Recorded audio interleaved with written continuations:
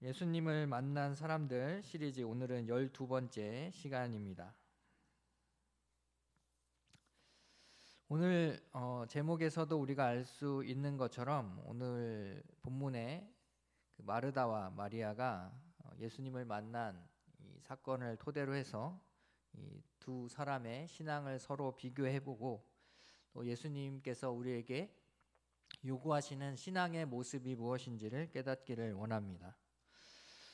며칠 전에 제가 아이들이 콧물을 찔찔 흘려가지고 병원에 다녀왔습니다. 예전에 신생아 때는 아이들이 못 모르고 가서 주사를 2대 막 3대씩이나 잘 맞고도 돌아왔는데, 이제는 병원 문 앞에만 가면 또 이제 진료실 앞에 서면 아이들이 한없이 작아져요. 그래서 병원인 줄 알고 이제 울고 보채고 난리가 납니다. 아이에게나 어른에게나 병원은 참 친해지기 어려운 장소다라는 생각을 하게 되었습니다. 저는 특별히 치과에 대해서 안 좋은 기억이 있습니다. 제가 사랑니에 염증이 생겨서 30대 후반 좀 늦은 나이에 사랑니 3개를 뽑았습니다. 문제는 하필 이 고통이 찾아오는, 통증이 찾아오는 시간이 토요일 저녁이었어요. 토요일 저녁에 너무 늦게 시간이 되어서 병원에도 가지 못하고 밤새 끙끙 앓다가 다음날 주일 사역을 힘들게 마치고 월요일에 겨우 치과를 찾았습니다. 그런데 더 황당했던 것은 그날이 치과 정기 휴무였어요. 그래서 허탕치고 다시 집으로 돌아오려다가 다른 치과에 들려서 치료를 보았습니다. 진료를 보긴 했지만 그냥 제 마음이, 몸이 아프니까 괜히 짜증이 나고 우울하고 화가 나더라고요. 여러분도 아마 비슷한 경험 해보신 적이 있을 줄로 압니다. 우리가 응급실에 입원했는데 의사가 빨리 오지 않으면 어떨까요? 사고가 났는데 119를 불렀는데 119 구급대원이 구급차가 빨리 도착하지 않으면 어떤 마음일까요? 만약에 이 의사와 구급대원이 나와 친분이 있고 또 나와 아주 가까운 사이라면 어떤 마음이 드시겠습니까? 오늘 요한복음 11장에 이 비슷한 일이 나옵니다. 이 베다니에 사는 나사로가 생명이 위태하여져서 그의 누이들인 마르다와 마리아가 결국에 예수님을 황급히 부르지만 이 부탁을 받고 도착한 예수님이 너무 늦게 오신 나머지 나사로가 결국 죽어버렸습니다. 부탁을 했던 이 마르다와 마리아의 마음이 얼마나 찢어지게 아팠을까요? 이 베다니에 사는 나사로를 다시 살린 이 사건은 다른 복음서에는 기록되지 않고 오직 이 요한복음에만 기록되어 있습니다. 아니, 사람이 죽었다가 다시 살아나는 이처럼 놀랍고 중요한 사건을 왜 다른 복음서에는 기록하지 않았을까요? 또 뒤이어서 등장하는 사건이 바로 예수님께 향유를 부었던 향유 여인 사건입니다. 이 여인의 이름은 마리아라고 밝혀지고 있는데 이렇게 이름을 밝히고 있는 복음서도 역시 요한복음밖에는 없습니다. 이 향유 여인 사건을 이 사복음서가 모두 다루고는 있는데 이 여인의 이름에 대해서 언급했던 것은 이 요한복음밖에 없다는 것이죠. 자, 무슨 이유인지 알 수는 없지만 다른 복음서 기자들이 유독 이 나사로와 두 누이였던 마르다, 마리아의 이름을 밝히기에 인색한 것 같은 뭔가 그런 뉘앙스를 지울 수가 없습니다. 일반적으로 신약 성경의 이름들은 주로 누구의 아들이다라고 표시하거나 또 어느 동네의 누구누구이다라고 이렇게 표현합니다. 그런데 이 세 남매를 소개하면서 이 부모님의 이름이 등장하지 않고 있습니다. 이 사실을 통해서 우리가 추측해 보건대 아마도 이 세 남매가 부모를 일찍 잃지 않았을까라고 생각해 볼 수 있습니다. 이 세 남매의 부모가 없었다면 이 집안의 가장은 누가 되겠습니까? 바로 나사로가 되는 것입니다. 그런데 이 하나뿐인 나사로 가장이 이 오랜 병을 앓고 있었습니다. 요한복음 11장 1절 말씀을 한번 보겠습니다. 어떤 병자가 있으니 이는 마리아와 그 자매 마르다의 마을 베다니에 사는 나사로라. 여기 말씀에 보면 어떤 병자가 있었다라고 나사로를 표현하고 있습니다. 자, 보통 일반적으로 이 나사로라는 사람이 있었는데 어느 날 이 사람이 병에 걸렸다 이렇게 말하는 것이 일반적입니다. 하지만 1절 말씀에 보면 나사로를 애초에 병자다, 어떤 병자가 있었다 이렇게 묘사하고 있다는 것입니다. 이를 통해서 우리가 생각해 보건대 나사로의 병은 어느 날 갑자기 생긴 급성이 아니라 원래 가지고 있었거나 만성 질환이었다라는 것을 우리가 생각해 볼 수 있습니다. 이 세 남매의 생활 환경을 알 수 있게 해주는 또 다른 단어가 있는데 바로 이 베다니라는 말입니다. 이 학자들은 베다니라는 이 지명이 번민하는 자의 집 혹은 가난한 자의 집이라는 뜻을 갖고 있기 때문에 이 동네는 가난하고 병든 사람들 또 나병 환자들처럼 사회적으로 종교적으로 부정하게 취급당하는 사람들이 사는 빈민촌이었을 것이다 라고 추정합니다. 그렇다면 다른 복음서 기자들이 이 세 남매의 이름을 밝히기를 꺼려했던 것이 혹시 이들이 가난했기 때문에 혹은 나사로가 나병 환자여서 그랬을까요? 그렇지 않습니다. 예수님께서 가난하고 소외된 자들의 친구가 되셨다라는 것은 우리가 이미 잘 알고 있는 것이고 또 성경의 많은 곳이 그것을 증언합니다. 또 마태복음과 마가복음에 보면 향유 여인을 소개할 때에 다른 나병 환자 시몬의 존재를 언급합니다. 즉 이 시몬의 집에서 향유 여인이 예수님의 머리에 그 향유를 붓게 되는 것이죠. 즉 나병 환자 이 나사로를 언급하기 이전에 이미 나병 환자 시몬이 있었기 때문에 굳이 똑같은 나병 환자인데 나사로만 차별적으로 언급하지 않을 이유가 없다는 것입니다. 결론적으로 이 사건이 오직 요한복음에만 기록된 이유는 다른 복음서 기자들과 요한이 서로 다른 관점을 가지고 있다는 것을 시사합니다. 즉 다른 복음서 기자들과 달리 요한은 이 사건을 예수님의 부활과 연결시키면서 아주 중요한 사건으로 해석했다는 것입니다. 또 요한이 상대적으로 늦게 기록되었다라는 것을 생각해 볼 때 다른 복음서에서 그들의 이름, 이 세 남매의 이름을 언급하지 않은 것을 알고 나서 이 요한이 자신의 복음 요한 복음서에 이들의 이름을 포함시킨 것으로 생각해 볼 수 있습니다. 자, 어찌됐든 이 세 남매는 사회적으로나 경제적으로나 하층민의 사람이었고 누구 하나 돌봐줄 사람이 없이 오랫동안 병치레를 하는 오빠와 함께 살아가고 있는 두 가난한 자매였다라는 사실을 우리는 기억하면서 오늘 이 마르다와 마리아는 어떤 신앙의 모습을 가지고 있었는지 함께 살펴보겠습니다. 먼저 우리가 마르다의 신앙의 모습을 살펴보기 원합니다. 이 마르다의 신앙은 한마디로 말해서 그리 아니하실지라도의 믿음이었습니다. 예수님은 마르다와 마리아로부터 당신이 사랑하는 자가 병들었나이다 라고 하는 간곡한 요청을 듣고 나서 나사로가 죽은 지 사흘째 되던 날 베다니에 도착하십니다. 이미 오라비가 죽고 뒤늦게 도착하신 예수님을 향하여서 이 마르다가 이렇게 말합니다. 요한복음 11장 21절의 말씀입니다. 11장 21절 말씀. 마르다가 예수께 여짜오되 주께서 여기 계셨더라면 내 오라버니가 죽지 아니하였겠나이다. 자, 오빠가 죽은 지 3일이나 되었습니다. 그 3일 동안 이 마르다는 무슨 생각을 했겠습니까? 자, 여러 가지 생각을 했을 것입니다. 그러나 이 모든 것을 뒷전으로 하고 마르다는 그저 아쉬움을 토로하면서 이렇게 말할 뿐입니다. 주께서 여기에 계셨더라면, 주께서 여기에 계셨더라면. 이 대답 속에 숨어 있는 이 마르다의 심정을 이해할 수 있으시겠습니까? 비록 예수님이 제때 오지 않아서 이 나사로 오빠가 죽었지만 예수님에 대한 믿음을 저버리고 싶지 않은 이 마르다의 마음이 이 대답 속에 담겨 있는 것입니다. 계속해서 22절부터 24절의 말씀을 한번 보겠습니다. 그러나 나는 이제라도 주께서 무엇이든지 하나님께 구하시는 것을 하나님이 주실 줄을 아나이다. 예수께서 이르시되 내 오라비가 다시 살아나리라. 마르다가 이르되 마지막 날 부활 때에는 다시 살아날 줄을 내가 아나이다. 아멘. 마르다는 정말 좋은 신앙인이었습니다. 그녀는 오빠가 죽었지만 하나님의 뜻이 있을 것이다 라고 생각하였고 하나님이 다른 더 좋은 일을 허락하실 것이다 라는 것을 고백하고 있기 때문입니다. 그것이 나사로의 부활이라고 그가 단정 지을 수는 없었지만, 생각할 수는 없었지만, 그래도 하나님의 섭리에 대한 기대를 가지고 있었다는 것입니다.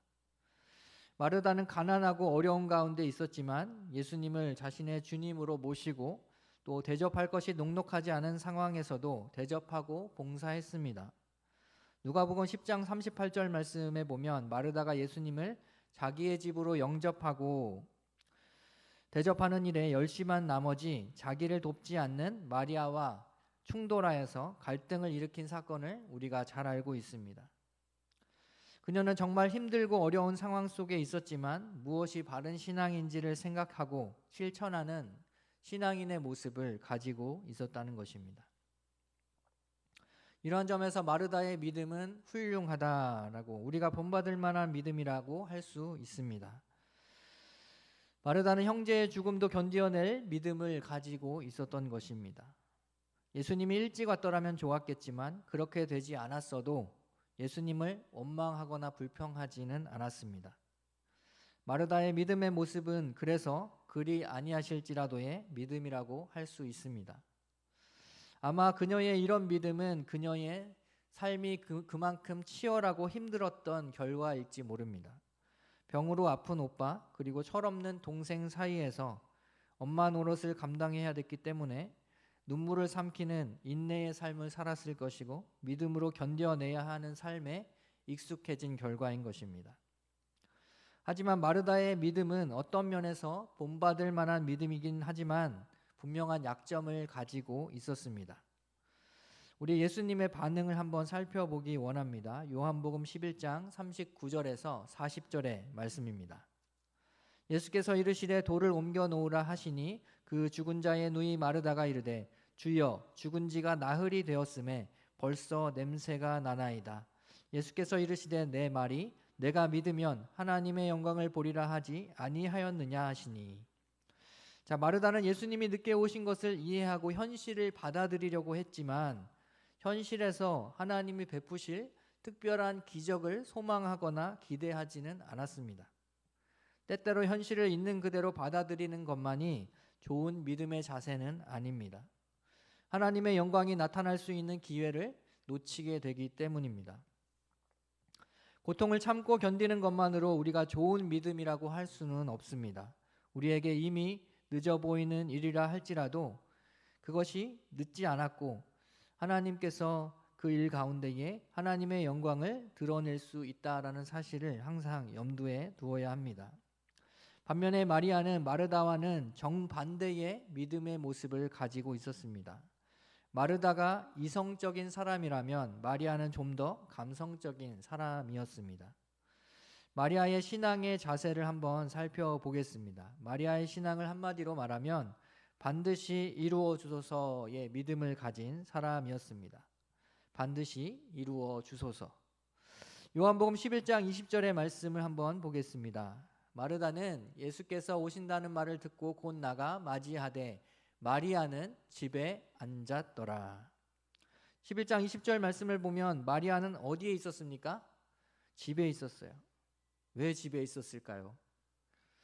자, 마리아는 예수님이 오신다는 말을 들었습니다. 하지만 마르다는 예수님을 맞이하러 갔지만 마리아는 혼자 집에 남았습니다.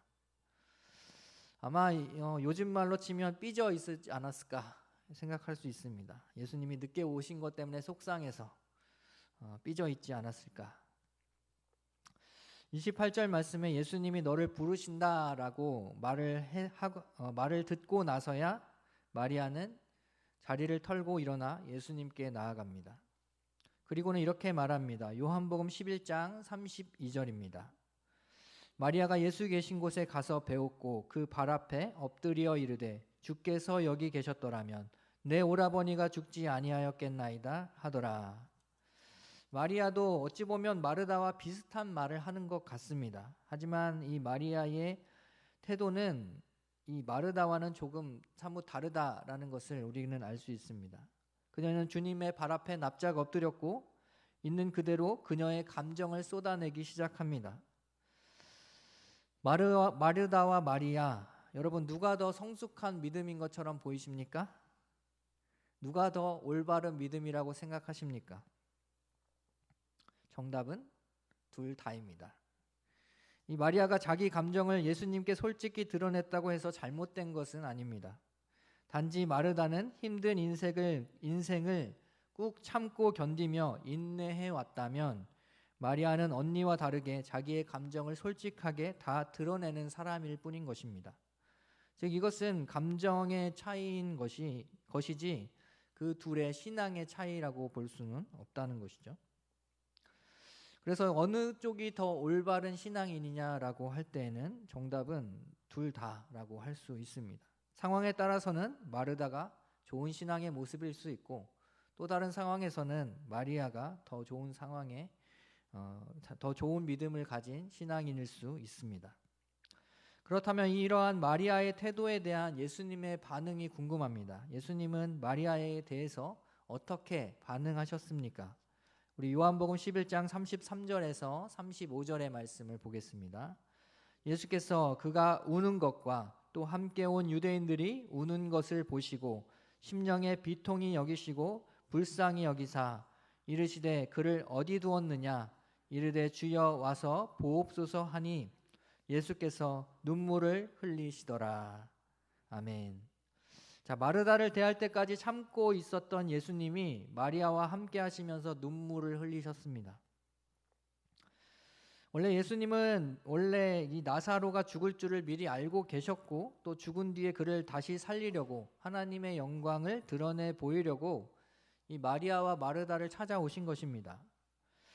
그래서 마르다에게 했던 것처럼 말씀하신 대로 내가 나사로를 살릴 것이다, 걱정하지 말아라 라고 안심시켜 주실 수도 있었을 것입니다. 그런데 예수님은 본문의 말씀을 보면 35절에 그저 하염없이 눈물을 흘리고 계십니다. 왜 눈물을 흘리고 계셨을까요? 바로 이것은 마리아의 마음에 심정적으로 공감한다라는 뜻입니다. 예수님은 사실 우리보다 더 감정이 풍부하시고 누구보다 우리를 공감하시는 분인 줄로 믿습니다.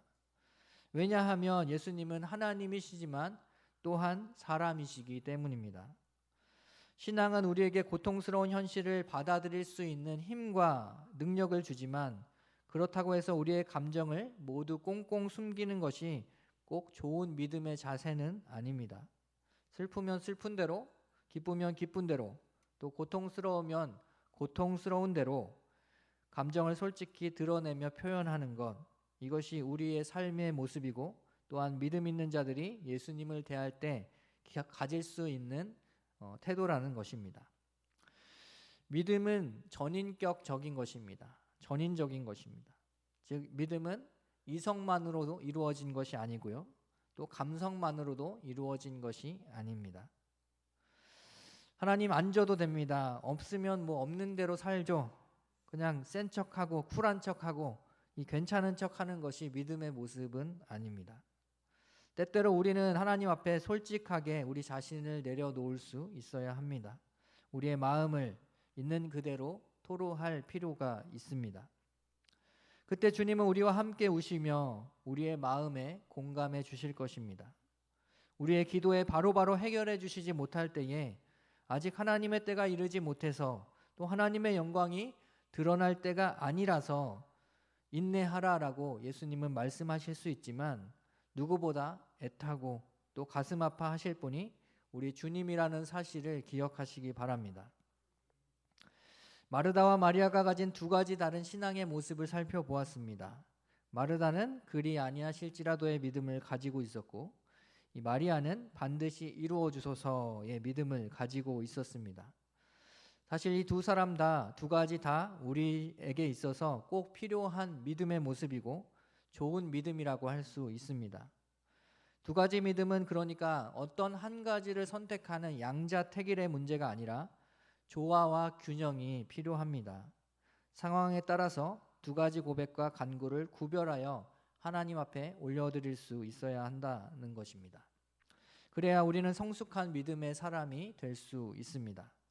그저 현실의 고통을 꾹 참고 침묵하는 것이 답이 아니고, 작은 변화에도 인내하지 못하고 불평불만을 쏟아내는 것이 올바른 신앙의 모습이 아닙니다. 주님이 반드시 들어주셔야 할 일과 또 그럼에도 불구하고 우리가 견뎌내야만 하는 현실이 무엇인지를 분별할 수 있는 지혜, 이 지혜가 우리에게 있어야만 하나님의 영광에 집중할 수 있는 것입니다. 오늘 그런 모습을 우리는 누구를 통해서 알 수 있습니까? 바로 예수님이 그런 모습으로 우리 앞에 서 계시다라는 것입니다. 요한복음 11장 4절부터 5절의 말씀을 같이 보도록 하겠습니다. 예수께서 들으시고 이르시되 이 병은 죽을 병이 아니라 하나님의 영광을 위함이요 하나님의 아들이 이로 말미암아 영광을 받게 하려 함이라 하시더라. 예수께서 본래 마르다와 그 동생과 나사로를 사랑하시더니. 아멘. 자, 예수님은 나사로의 병이 하나님의 영광을 드러내는 도구가 될 것이라는 것을 누구보다 잘 알고 계셨습니다. 그래서 예수님은 머물던 곳에 이틀을 더 유하시고 뒤늦게서야 베다니로 향하신 것입니다. 모든 일에 하나님의 영광을 최우선으로 삼는 것, 이것이 우리의 신앙의 목표가 되어야 됩니다. 그럼에도 예수님은 5절 말씀과 같이 마르다와 마리아, 나사로를 본래 사랑하셨다라고 말씀하십니다. 그분이 하나님의 영광을 중요하게 여기신다고 하여서 우리의 고통에 대하여서 무지하신 분이 아니라는 것입니다. 하나님의 영광이 이 땅에 그분이 오셔서 하셔야만 하는 가장 중요한 사명이기 때문에 때를 기다리느라 가지 않으신 것뿐이지 그들의 고통을 모르셨던 것이 아니라는 말씀입니다. 7절 말씀을 보면 이틀이 지난 후에 유대로 다시 가자. 누가 먼저 말씀하고 있습니까? 제자들이 말한 것이 아닙니다. 먼저 다급하게 말씀하셨던 것은 예수님 자신이었습니다. 즉 예수님은 이 기다림의 시간 동안에 하나님의 영광을 위하여서 참고 계시긴 하였지만 마음 가운데에 그들에게 빨리 가서 그들을 위로해 주어야 한다라는 생각을 가지고 계셨던 것이죠. 제자들은 유대인들이 또 돌로 치려 하면 어떻게 하느냐고 그 유대 땅으로 베다니로 가는 것을 만류했지만 예수님은 지체하지 않으셨습니다. 가서 예수님의 마음을 몰라서 실족할지 모르는 이 마르다와 마리아를 만나셔야 했기 때문입니다. 그리고 자기의 감정을 숨기며 현실을 그저 묵묵하게 받아들이려고 했던 마르다의 신앙을 교정하시고 현실의 삶 가운데 복받쳐 울고 있는 마리아의 눈물에 공감하셨습니다.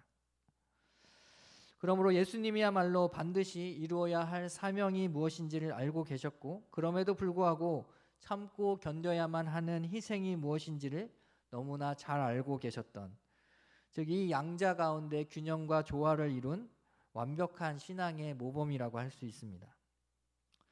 마지막으로 하나님의 영광을 위해 그분의 마음을 하나님 아버지께 아낌없이 숨김없이 다 표현하시고 또 자신이 사랑하는 사람들을 위해서 참고 기다리셨던 이 예수님의 마음이 담겨있는 간절한 기도를 우리가 같이 한번 읽어보도록 하겠습니다. 요한복음 11장 41절 42절입니다. 우리 한 목소리로 함께 읽겠습니다. 시작. 돌을 옮겨 놓으니 예수께서 눈을 들어 우러러 보시고 이르시되 아버지여 내 말을 들으신 것을 감사하나이다. 항상 내 말을 들으시는 줄을 내가 아나이다. 그러나 이 말씀하옵는 것은 둘러선 무리를 위함이니 곧 아버지께서 나를 보내신 것을 그들로 믿게 하려 함이니이다. 아멘. 예수님의 마음, 예수님의 그 심정을 여러분 이해하시겠습니까? 하나님께 기도하는 예수님의 이 기도를 통해서 아버지께서 나의 기도에 내 말에 응답하신 것을 감사합니다라고 고백하시면서 그러나 이 말을 하는 것, 이 말씀을 하옵는 것은 둘러선 무리, 이 마리아와 마르다 또 나사로를 위한 것이다. 예수님께서 진정으로 사랑하셨던 그들을 바라보시면서 그들이 바로 예수님이야말로 참된 구주요 참 하나님이시다라는 것을 깨닫게 하시려고 부활의 영광을 나타내 보이시기 위하여서 예수님께서 그렇게 하신 것이다라고 예수님께서 기도하고 계십니다. 이 베다니의 세 남매를 사랑하셨던 예수님은 그들을 통하여 하나님의 영광을 세상 가운데 드러내 보이십니다. 그분은 말씀으로 나사로를 살리셨고 나사로는 무덤 문을 열고 나왔습니다. 나사로의 부활은 예수님의 부활의 예표가 되었고 또 우리의 부활의 예표가 되는 사건입니다. 이 가난하고 낮은 천한 동네 가운데에서 가장 힘들게 살고 있는, 가장 어렵게 살고 있는 세 남매를 통해서 하나님의 영광이 찬란하게 드러났습니다. 오늘 우리의 믿음의 모습은 어떻습니까? 우리의 믿음의 모습을 통하여서도 하나님의 영광이 이 세상 가운데에 더 찬란하고 밝게 빛나기를 간절히 소망합니다.